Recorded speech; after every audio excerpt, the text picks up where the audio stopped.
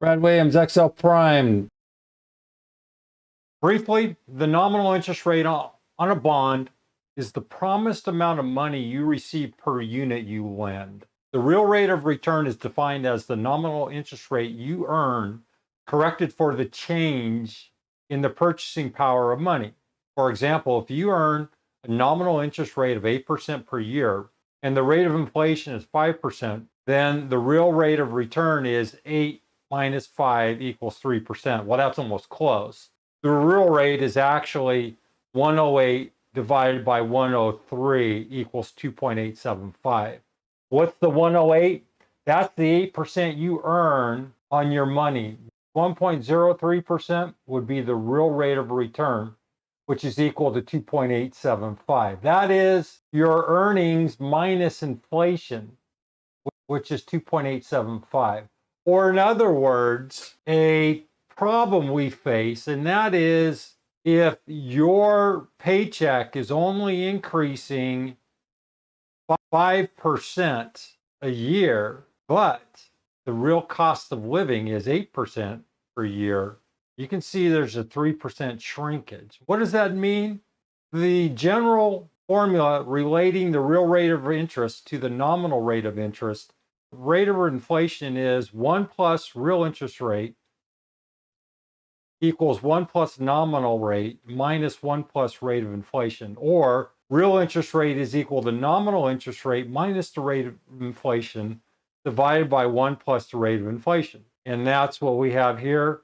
We have 8%, which is the real interest rate, minus 0.05 divided by 1.05 is equal to 2.875. And you're going, well, so what? What does this mean? If inflation stayed at 5%, and the nominal interest rate at 8% for the next 45 years, how much would you need in order to buy the same $100 worth of goods in 45 years?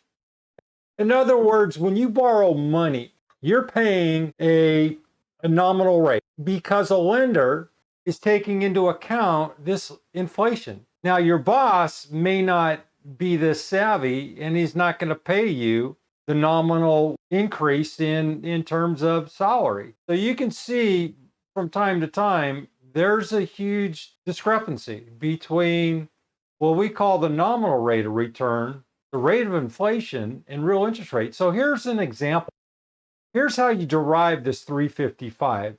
This 2.875, that's this number right here.